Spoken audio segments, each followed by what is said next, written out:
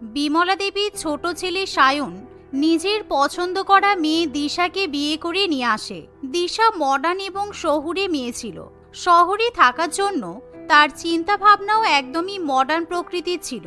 একদিন সকালে দিশা ঠিক করে সে তার পরিবারকে ফ্রোজেন পরোটা এবং ঘুগনি বানিয়ে খাওয়াবে। সে যখন ফ্রিজ থেকে ফ্রোজেন পরোটা বার করে ভাজতে শুরু করে তখন, এ কি, তুমি ফ্রিজ থেকে পরোটা বের করছো? তুমি কি আগে থেকে পরোটা তৈরি করে ফ্রিজে রেখে দিয়েছিলে, নাকি দোকান থেকে পরোটা কিনে রেখে দিয়েছো? এসব বাসি পরোটা আবার ভাজার কি দরকার? এসব খেলে তো শরীর খারাপ করবে। শহরের লোকেরা কুড়ে হয় জানতাম, আজকে তো সেটা দেখেও নিলাম। শোনো, আমাদের খেয়ে দিয়ে কাজ নেই, সারাদিন 24টা পদ রান্না করব। রান্না বান্না ছাড়াও আমাদেরকে টাকা ইনকাম করতে হয়। তোমাদের মতো সারাক্ষণ আমরা পায়ের উপর পা তুলে বাড়িতে বসে থাকি না। আমাদের শহরে সবাই সময় বাঁচানোর জন্য রেডিমেড খাবার খায়। অবশ্য তুমি এসবের কি বুঝবে, তুমি তো আর চাকরি করো না। সে তো বুঝতেই পারছি, তোমরা এরকম বাসি খাবার দাবার খাও বলেই তোমাদের শহরের মানুষদের বেশি রোগ হয়, আর আমরা গ্রামের লোকেরা টাটকা খাবার খেয়ে অনেক দিন পর্যন্ত বেঁচে থাকি। ও, আমি তো আবার ভুলেও গিয়েছিলাম, শহরের লোকেরা কুড়ে হয়। তোমাকে কাজ করতে হবে না বলে এই বাসি খাবার তুমি শ্বশুরবাড়ির সবাইকে খাওয়াচ্ছ। সরো এখান থেকে, আমি আজকে সবার জন্য রান্না করব। তোমরা গ্রামের লোকেরা সব থেকে বেশি হিংসুটে হও। আমাদের মতো শহরের মেয়েদের ভালো থাকতে দেখে তোমরা জ্বলে পুড়ে মরে যাও। এভাবে দুই বউয়ের মধ্যে ঝামেলা বেঁধে যায়। সাত সকলে দুই বৌমাকে এরকম ঝামেলা করতে দেখে বিমলা দেবী খুবই বিরক্ত হয়। তোমরা কি আমার ছেলে দুটোকে না খাইয়ে অফিসে পাঠাবে? যে যা রান্না করেছো এখনই দাও। আমার ছেলেরা না খেয়ে যেন বাড়ির বাইরে না বেরোয়। তোমাদের দুই বউয়ের কোনো জ্ঞান নেই? সাত সকালবেলা উঠে রান্না না করে ঝগড়া করছো। না না মা, আসলে আমি তো সবার জন্য পরোটা আর ঘুগনি বানিয়ে ফেলেছি, কিন্তু দেখুন না, দিদি এসে আমাকে শুধু শুধু ডিস্টার্ব করছে আর উল্টোপাল্টা কথা বলছে। আপনি দাঁড়ান, আমি এখনই পরোটা আর ঘুগনি সার্ভ করছি। আপনার গুণধারী মডার্ন শহুরে বৌমা আমাদের সবাইকে বাসি ফ্রোজেন পরোটা খাওয়াবেন বলে ঠিক করেছেন, কিন্তু এই সমস্ত বাসি খাবার আমি কিছুতেই আপনাদের খেতে দেব না। আমি বরং রক্তিমকে আর সায়নকে ফল কেটে দিচ্ছি, ওরা ফল খেয়ে অফিসে যাবে। ফল খাওয়া তো ফ্রোজেন পরোটার থেকে অনেক বেশি স্বাস্থ্যকর। কিন্তু ছোট বৌমা তো দেখছি অনেকগুলো পরোটা বানিয়ে ফেলেছে। ঠিক আছে, একবার বাসি পরোটা খেলে এমন কিছুই শরীরে ক্ষতি হবে না। ছোট বৌমা, তুমি তোমার পরোটা ঘুগনি টেবিলে নিয়ে এসো। এই কথা শুনে দিশা সবাইকে ফ্রোজেন পরোটা এবং ঘুগনি পরিবেশন করে। আশ্চর্যভাবে দিশার বানানো ফ্রোজেন পরোটা এবং ঘুগনি সবারই খেতে খুব ভালো লাগে। অন্যদিকে রাগের চোটে রূপালী ফল কাটতে গিয়ে দেখে বাড়িতে শুধু কমলা লেবু এবং বাতাবি লেবু ছাড়া অন্য কোনো ফল নেই। রূপালী রাগের বশে কমলা লেবু এবং বাতাবি লেবু একসাথে খেয়ে নেয়, কিন্তু সাত সকালবেলা খালি পেটে লেবু খাওয়ার ফলে তার প্রচন্ড পরিমাণে অ্যাসিডিটি হয়ে যায়। ওরে বাবারে, গলা বুক জ্বলে যাচ্ছে। বাবারে বাবা, পেটের মধ্যে কেমন যেন গুলিয়ে গুলিয়ে উঠছে। সাত সকালবেলা মনে হয় লেবুগুলো খাওয়া আমার একদমই উচিত হয়নি। ওরে বাবারে। রূপালী এই বলে বাথরুমে গিয়ে বমি করতে শুরু করে, আর তখনই তার ছোট যা দিশা সেটা দেখে ফেলে। দেখেছো, আমরা সকাল থেকে ওই বাসি পরোটা খেয়েও আমাদের কিছুই হলো না, কারোর কোনো পেট খারাপ করলো না, কিন্তু তুমি হেলদি ফল খেলে তাও তোমার শরীর খারাপ হয়ে গেল। যাই হোক না কেন, আমি তোমাকে অ্যান্টাসিড দিচ্ছি, খেয়ে নাও, তোমার অ্যাসিডিটি কমে যাবে। থাক, ওসব অ্যান্টাসিড লাগবে না, আমি বিনা কারণে ওষুধ খাই না। বেশি ওষুধ খেলে উল্টে শরীর খারাপ করবে। এর থেকে ভালো আমি একটু নুন চিনি জল খেয়ে নেব। তোমরা শহুরে লোকেরা পারোও বটে, একটু কিছু হলেই ওষুধ কিনতে দৌড়াও। কি আর করা যাবে, কুকুরের পেটে যদি ঘি সহ্য না হয়, আমি তো কুকুরকে জোর করে ঘি খাওয়াতে পারবো না। রূপালী কোনো কথা শুনতে চায় না। সে তখনই নুন চিনির জল খেয়ে নেয়, কিন্তু তবুও তার কিছুতেই অ্যাসিডিটি কমতে চায় না। দেখতে দেখতে এভাবে আরো কিছুদিন কাটে। একদিন দিশা যখন অফিস থেকে ফিরে আসে তখন ঘরে কোনো সবজি নেই, কিন্তু তবুও তুমি আজকে খালি হাতে বাড়িতে ফিরলে। রাত্রিবেলা কি সবজি রান্না হবে সেদিকে কোনো খেয়াল আছে? শুধু টাকা ইনকাম করলেই তো হয় না, সংসারের দিকে একটু খেয়াল রাখতে হয়।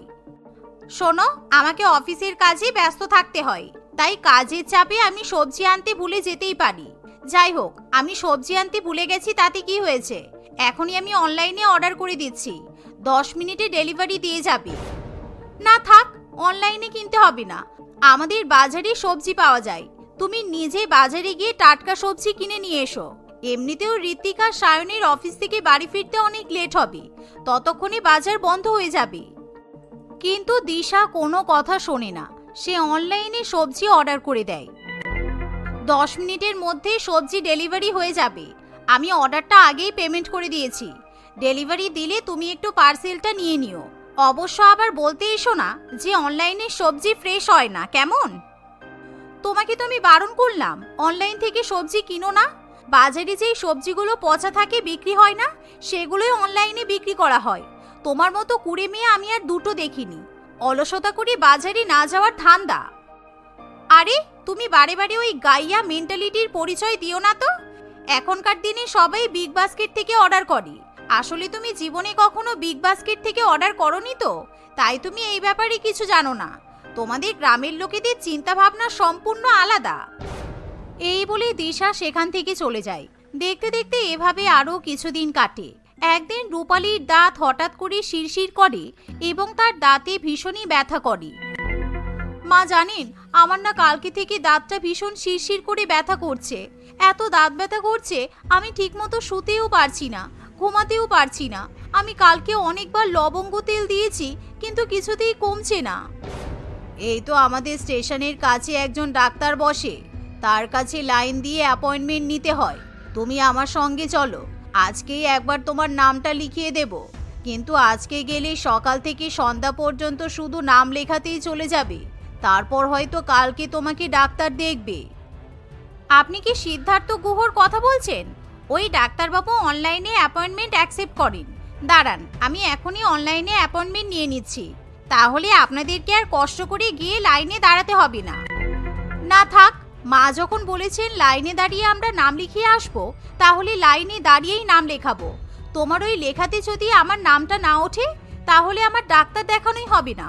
উফ বাবা, দাঁতের যন্ত্রণায় মরে গেলাম। কে বলেছে তোমাকে অনলাইন অ্যাপয়েন্টমেন্ট করলে নাম উঠবে না? উনি অনলাইনে অ্যাপয়েন্টমেন্টের জন্য অপশনটা রেখেছেন, যাতে আমাদের ওখানে গিয়ে সময় নষ্ট করতে না হয়। এবার যদি তুমি নিজে যেচে পড়ে গিয়ে লাইনে দাঁড়াতে চাও, তাহলে দাঁড়াবে। থাক, হয়েছে, তোমাকে আর বোঝাতে হবে না। আগের দিন যে সবজি মাছ মাংস এনেছিলে, সবই তো বাসি ছিল। তোমাকে আর মোটেই বিশ্বাস হয় না। থাক মা, আপনি চলুন, আমরা বরঞ্চ লাইনে দাঁড়িয়েই ডাক্তার দেখাবো। এই বলে রূপালী তার শাশুড়ি মায়ের সঙ্গে লাইনে দাঁড়িয়ে নাম লেখাতে চলে যায়। কিন্তু সেখানে গিয়ে তারা দেখে অনেক পেশেন্ট অনলাইনে অ্যাপয়েন্টমেন্ট করে সোজা ডাক্তার দেখাতে চলে এসেছে। তাদের একবারও লাইনে দাঁড়াতেই হয়নি। ছোট বৌমার কথা শুনলেই ভালো হতো। দেখো তো, ফালতু ফালতু লাইনে দাঁড়িয়ে ডাক্তারের কাছে নাম লেখাতে হলো। সারাদিন দাঁড়িয়ে থেকে আমার হাত পা ব্যথা হয়ে গেছে। আমাদের পরে যারা এলো, তারা তো সবাই ডাক্তার দেখিয়ে এতক্ষণে বাড়ি গিয়ে ঘুম দিচ্ছে। রূপালী কিছুতেই ছোট জায়ের প্রশংসা মেনে নিতে পারে না। না না, আমি এভাবেই ডাক্তার দেখাবো। আপনার ছোট বৌমার কথা বাদ দিন তো। আমি নিজে এসে নাম লিখিয়ে নিয়েছি, এবার ডাক্তার দেখিয়ে নেব, হয়ে যাবে। এভাবে দিশা এবং রূপালী দুই বৌমার মধ্যে সবসময় চিন্তাধারার পার্থক্য লক্ষ্য করা যায়, আর তারা কেউই একে অপরের চিন্তাধারা মেনে নিতে পারে না। একদিন বিমলা দেবী দিশা এবং রূপালীকে নিয়ে শপিং মলে যায়। শপিং করার পর তারা তিনজনের রেস্টুরেন্টে গিয়ে খাওয়া দাওয়া করে। কিন্তু বিল আসার পর রূপালী দেখে 800 টাকার বদলে সেখানে 850 টাকা লেখা আছে। এ কি, আমরা খাবার দাবার খেলাম 800 টাকার, তাহলে খাবারের বিল 850 টাকা কেন? না না, এত টাকা মোটেই পে করা যাবে না। এমনিতেও 800 টাকা বিল হয়ে গেছে, কি দরকার ছিল? এর থেকে 800 টাকার সবজি মাছ মাংস কিনে বাড়িতে নিয়ে গেলে কতদিন রান্না করা যেত বলো তো? তুমি আর জীবনে বদলাবে না বলো? বাড়িতে সবাই খায়, কিন্তু দেখো এই রেস্টুরেন্টে যারা বসে আছে, তারাও অন্তত সপ্তাহে একদিন বা বাইরে বেরোলে রেস্টুরেন্টের খাবার খেতে পারে। আর তুমি 850 টাকার কথা বলছো? আসলে 50 টাকাটা জিএসটি। তুমি এত ভালো সুন্দর জায়গায় বসে খাওয়া দাওয়া করছো, তার জন্য একটা চার্জ দিতে হবে না? তাই বলে কি 50 টাকা দিয়ে দেব? অতই যদি রেস্টুরেন্টের খাবার খাওয়ার শখ ছিল, তাহলে রেস্টুরেন্ট থেকে খাবার প্যাক করে নিয়ে গেলেই হতো। আমি কিছুতেই 50 টাকা এক্সট্রা দেব না। এখানে তো কোথাও লেখা নেই যে বসে খাবার খেলে চার্জ দিতে হবে। রূপালী এমন জোরে জোরে চিৎকার করে যে রেস্টুরেন্টে থাকা লোকজন তার দিকে তাকিয়ে হাসতে শুরু করে। যত সব ম্যানারলেস লোকজন এরকম রেস্টুরেন্টে খেতে আসে, আপনারা অ্যালাউ করেন কি করে? এমন কথা শুনে দিশা ভীষণই লজ্জিত বোধ করে। রূপালী বকবক করতে থাকলেও দিশা কোনো রকমে 850 টাকা বিল মিটিয়ে তাড়াতাড়ি রেস্টুরেন্টের বাইরে বেরিয়ে আসে। এভাবে দেখতে দেখতে সময় কাটতে থাকে। একদিন রূপালী বাগানের ঝোপঝাড়গুলো পরিষ্কার করে। এমন সময় হঠাৎই বাগানের মরচে পড়া লোহাতে তার হাত কেটে যায় এবং প্রচণ্ড রক্তপাত হতে থাকে। আরে দিদি, তোমার হাতটা তো অনেকটা কেটে গেছে, তাও আবার মরচে পড়া লোহাতে কেটেছে। চলো আমার সাথে হাসপাতালে চলো, টিটেনাস ইনজেকশন দিতে হবে। আমি কি তোমার মতো মোমের পুতুল নাকি যে ফুলের গায়ে মূর্ছা যাব? এটুকু কাটাতে আমার কিছুই হবে না। হাসপাতালে যাওয়ার কোনো দরকার নেই। আমি একটু গাঁদা পাতার রস লাগিয়ে নেব। যত সব আদিক্ষেতা, তোমাদের শহরের লোকেরা বেশি বাড়াবাড়ি করো। দেখো দিদি, এখন তর্ক করার সময় নেই। তুমি যদি 24 ঘন্টার মধ্যে টিটেনাস ইনজেকশন না নাও তাহলে তোমার ক্ষতি হতে পারে। রূপালী কোনো কথা শোনে না, বরং সে শহরের লোকেদের নামে উল্টোপাল্টা কথা বলতে থাকে। দেখতে দেখতে এভাবে 24 ঘন্টা কেটে যায়। এমন সময় হঠাৎই রূপালীর হাতে ভীষণই ব্যথা শুরু হয় এবং তার তীব্র জ্বর আসে। এমনকি তার হাতে ক্ষত জায়গায় পুঁজ জমতে শুরু করে। সেই সঙ্গে তার পেশির খিঁচুনি এবং শ্বাসকষ্ট শুরু হয়। সাথে সাথে রূপালীর বাড়ির লোকজন তাকে হাসপাতালে নিয়ে যায়। ডাক্তারবাবু সঙ্গে সঙ্গে রূপালীকে টিটেনাস ইনজেকশন দেয়। আপনার তো মরচে পড়া লোহাতে হাত কেটেছিল, তাহলে আপনি সঙ্গে সঙ্গে টিটেনাস ইনজেকশন নেননি কেন? আপনারা কি নিজেদেরকে এক একজন বড় বড় ডাক্তার বলে মনে করেন নাকি? আপনি কি জানেন ইনজেকশন না নেওয়ার জন্য আপনার মৃত্যু পর্যন্ত হতে পারত? এভাবেই ডাক্তারবাবু রূপালীকে খুবই বকাবকি করে। এমন সময় রূপালীর দিশার কথা খুব মনে পড়ে, তাই সে মনে মনে খুবই লজ্জিত বোধ করে। আজকে রূপালীর শিক্ষা হয় যে সবসময় ঘরোয়া টোটকা করে বিজ্ঞানকে হারানো যায় না। শহরের লোকেরা আসলে বিজ্ঞানে বিশ্বাসী, তাই তারা সবসময় বিজ্ঞানসম্মত কথা বলে। দিশা, আমার ভুল হয়ে গেছে, তুমি আমাকে ক্ষমা করে দিও। আমি তোমাকে শহরের মেয়ে বলে অনেক কথা শুনিয়েছি। আজকে তোমার কথা শুনলে আমাকে হাসপাতালে ভর্তি হতে হতো না। আমিও তোমাকে গ্রামের মেয়ে বলে অনেক অপমান করেছি, তুমিও আমাকে ক্ষমা করে দিও। সেদিনের পর থেকে দিশা এবং রূপালীর ভাব হয়ে যায়। তারা মিলেমিশে সংসার করতে থাকে। বর্ষাকালের রিমঝিম বৃষ্টিতে নূপুর খুব মজা করে ভিজছিল। ঠান্ডা হাওয়া, আকাশে ঘন কালো মেঘ আর রিমঝিম বৃষ্টির শব্দ সব মিলিয়ে এক আলাদাই অনুভূতি তৈরি হয়েছিল। নূপুর কিছুটা দূরেই একটা হ্যান্ডসাম ছেলেকে দাঁড়িয়ে বৃষ্টিতে ভিজতে দেখে। তাকে দেখে নূপুর খুব খুশি হয় এবং তার কাছে এসে বলে, তুমি এসে গেছো, আমি জানতাম তুমি আসবে। আমার স্বপ্নের রাজকুমার, চলো আজকে দুজনে বৃষ্টিতে একসঙ্গে ভিজবো। হ্যাঁ চলো, আজকে আমরা অনেক মজা করব। আজকের বৃষ্টি আমাদের জন্য স্মৃতিময় হয়ে উঠবে। নাও আমার হাত ধরো, বৃষ্টি না থামা পর্যন্ত আমরা হাত ছাড়বো না, ঠিক আছে? হ্যাঁ ঠিক আছে। তারা দুজনে একসঙ্গে হাতে হাত রেখে বৃষ্টিতে ভিজতে থাকে। হঠাৎ করে অনেক জোরে বৃষ্টি নেমে আসে। মুষলধারে বৃষ্টির সঙ্গে সঙ্গে শিলাবৃষ্টিও শুরু হয়। শিলাবৃষ্টি হচ্ছে, দেখো দেখো শিলাবৃষ্টি।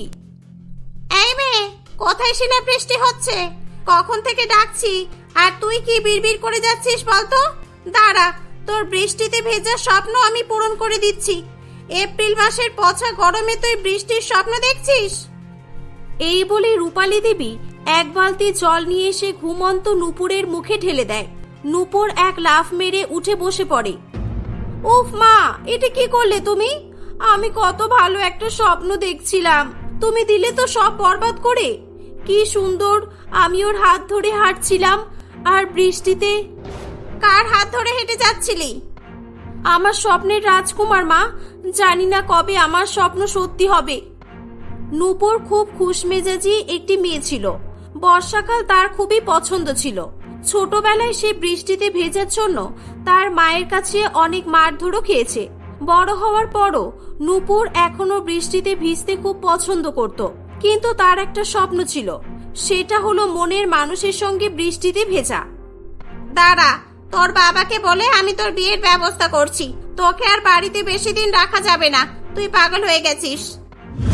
কিছুদিনের মধ্যেই নূপুরের বাবা মা তার জন্য একটা খুব ভালো ছেলেকে পছন্দ করে। ছেলেটার নাম হলো রাহুল। রাহুলের বাবা মাও নূপুরকে খুব পছন্দ করেছিল। কয়েক মাসের মধ্যেই তাদের ধুমধাম করে বিয়ে হয়ে যায়। বিয়ের পর একদিন আকাশে ঘন কালো মেঘ করে আসে আর ঠান্ডা ঠান্ডা বাতাস বইতে শুরু করে। এই দেখে নূপুর আনন্দে লাফিয়ে ওঠে। সে বাইরে যেতে যাবে, তখনই তার শাশুড়ি মা তাকে বলে, কি হলো বৌমা, কোথায় যাচ্ছ? আকাশের অবস্থা ভালো নেই। যাও, গিয়ে ছাদ থেকে জামা কাপড়গুলো তুলে নিয়ে এসো, আর বাড়ির দরজা জানালা সব বন্ধ করে দাও। ধুলোবালি উড়ে এসে ঘরে ঢুকবে না হলে। মা, কোথায় ধুলোবালি? এত সুন্দর ওয়েদার, আর আপনি নিজেকে ঘরের মধ্যে বন্দি করার চেষ্টা করছেন। তাহলে কি করব শুনি? বৃষ্টি আসবে বলে কি ধেই ধেই করে নাচতে লাগবো? হ্যাঁ মা, আমি তো তাই করব। বৃষ্টিতে ভিজতে আমার খুব ভালো লাগে, আর বিয়ের পর তো এটা আমার শ্বশুর বাড়িতে প্রথম বৃষ্টি হবে। আমি আর আপনার ছেলে একসঙ্গে বৃষ্টিতে ভিজবো। আপনিও চাইলে ভিজতে পারেন। নাও, তুমি বৃষ্টিতে ভিজবে বললে, আর আকাশের মেঘগুলো লজ্জা পেয়ে গেল। সব মেঘ উড়ে গেছে, আকাশ পরিষ্কার হয়ে গেল একেবারে, হাওয়াও বন্ধ হয়ে এসছে। এ বাবা, তাই তো, দূর ভালো লাগে না। যাক, কোনো ব্যাপার নয়, বর্ষাকাল খুব তাড়াতাড়ি শুরু হয়ে যাবে। আমাকে এখন থেকে বৃষ্টিতে ভেজার জন্য প্রস্তুতি শুরু করতে হবে। নূপুর সন্ধেবেলা একটা শপিং মলে যায়। এই যে, বৃষ্টিতে ভেজার জন্য কোনো শাড়ি আছে? বৃষ্টিতে ভেজা শাড়ি? সেটা আবার কি? বৃষ্টিতে ভেজার জন্য যে কোনো শাড়ি পরেই তো ভেজা যায়। ও বুঝলাম, আপনি ওয়াটারপ্রুফ শাড়ির কথা বলছেন, তাই তো? সরি ম্যাডাম, আমাদের এখানে পাবেন না এমন শাড়ি। আপনি বললে ছাতা দিয়ে আপনাকে একটা শাড়ি তৈরি করে দিতে পারি, কিন্তু অনেক টাকা খরচ পড়বে। আপনি এত বোকা কেন? আমি বৃষ্টিতে ভিজতে চাই, বৃষ্টি থেকে বাঁচতে চাই না আমি। আচ্ছা ছাড়ুন, নেটের শাড়ি আছে কিনা সেটা বলুন তো। হ্যাঁ, আছে তো নেটের শাড়ি, ওই যে দেখুন অনেকগুলো আছে। তাহলে আবার কি, আমি তো নেটের শাড়ির কথাই বলছিলাম। বৃষ্টিতে নেটের শাড়ি পরে ভিজতে খুব ভালো লাগে। এই যে, এই শাড়িটা দিয়ে দিন। নূপুর একটা সুন্দর নেটের শাড়ি কিনে নেওয়ার পর মেকআপ প্রোডাক্টের দোকানে চলে যায়। এই যে, আমাকে বৃষ্টিতে ভেজার জন্য ওয়াটারপ্রুফ মেকআপ দিন। এমন মেকআপ দেবেন যেন যতই বৃষ্টিতে ভিজি না কেন, মেকআপ যেন উঠে না আসে। নূপুর অনেক অনেক টাকা খরচ করে দামি দামি মেকআপ প্রোডাক্টস কিনে বাড়িতে নিয়ে আসে। ব্যাস, আমার প্রস্তুতি কমপ্লিট। এবার শুধু বৃষ্টির অপেক্ষা। রাহুল, রাহুল, তুমি রেডি তো বৃষ্টিতে ভেজার জন্য? দূর, আমার আর বৃষ্টিতে ভিজতে ভালো লাগে না একটুও। এমন বললে হবে না কিন্তু। তোমাকে এবারের প্রথম বৃষ্টিতে আমার সঙ্গে ভিজতেই হবে। আমি সেই জন্যই বিয়ে করেছি, আমার স্বপ্ন পূরণ করব বলে। রাহুল, ওই দেখো, আকাশে মেঘ করেছে, কত জোরে জোরে হাওয়া হচ্ছে, চারিদিক অন্ধকার।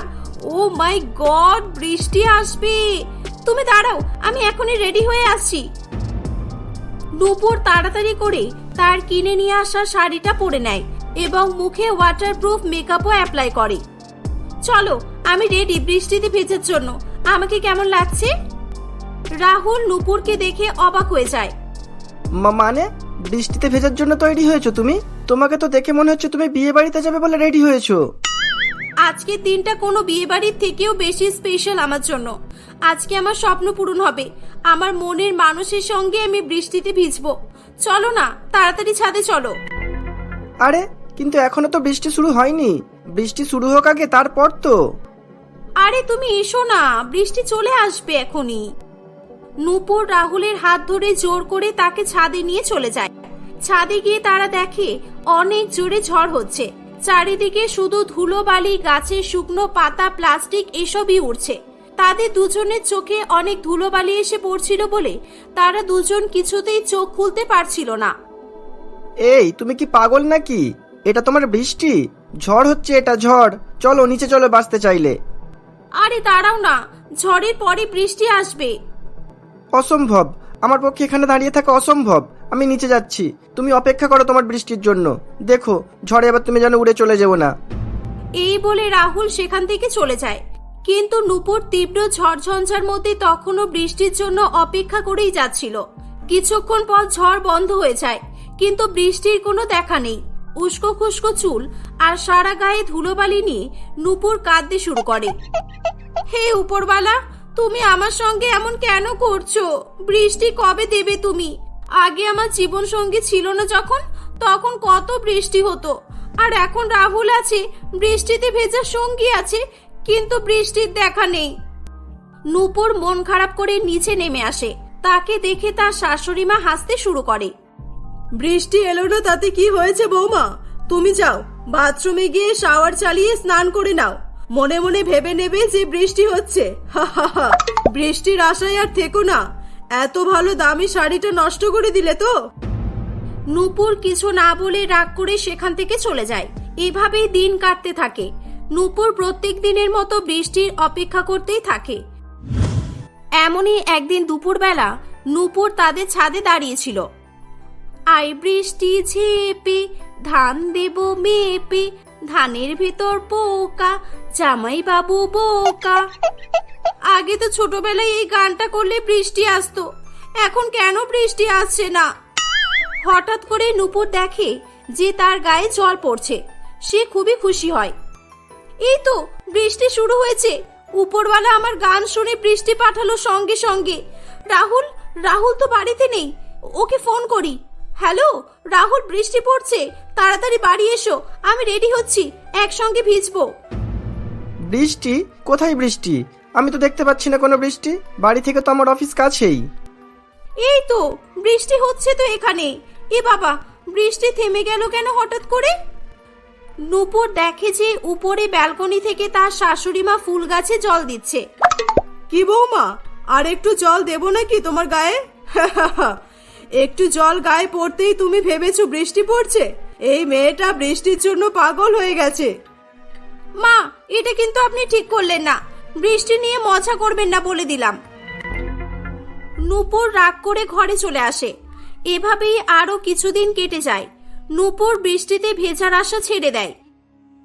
একদিন নূপুর এবং তার শাশুড়ি মা বাজার থেকে সবজি কিনে বাড়ি ফিরছিল। বৌমা, ঠান্ডা ঠান্ডা হাওয়া হচ্ছে, বৃষ্টি আসবে নাকি বলো তো? মা, আপনি আর বৃষ্টি নিয়ে মজা করবেন না প্লিজ। এই বছর বৃষ্টি হবে না, আমি এটা মেনে নিয়েছি। নূপুর এমন বলতেই সঙ্গে সঙ্গে খুব জোরে বৃষ্টি নেমে আসে। এ বাবা, বৃষ্টি হচ্ছে তো। মা, বৃষ্টি কেন হচ্ছে? বৃষ্টি কেন হচ্ছে মানে? এতদিন ধরে তো বৃষ্টির জন্য মরে যাচ্ছিলে, আর আজকে যখন বৃষ্টি হচ্ছে তখন বলছো বৃষ্টি কেন হচ্ছে?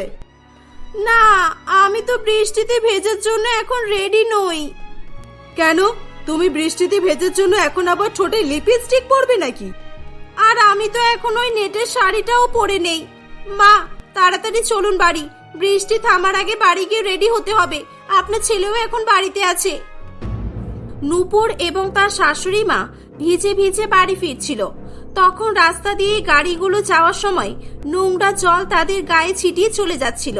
জল কাদা চটকে চটকে নূপুর বাড়ি ফিরে আসে। রাহুল, আচ্ছি, আমি এসে গেছি। আচ্ছি, চলো বৃষ্টিতে ভিজবো তুমি আর আমি। চলো, আচ্ছি, চলো চলো চলো। ইস, কি অবস্থা তোমার! বৃষ্টিতে ভিজে তোমার তো ঠান্ডা লেগে গেছে, আর তুমি এখনো বৃষ্টিতে ভিজবে বলছো? আচ্ছি, হ্যাঁ, আসলে বেশি ভিজে ফেলেছি। আমি আর মা দুজনেই ভিজে গেছি।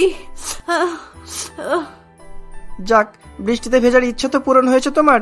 যাও, ফ্রেশ হয়ে নাও এবার। না, আমি তোমার সঙ্গে আছি, ভিজবো। কিন্তু বৃষ্টি তো থেমে গেছে নূপুর, কিভাবে ভিজবো বলো?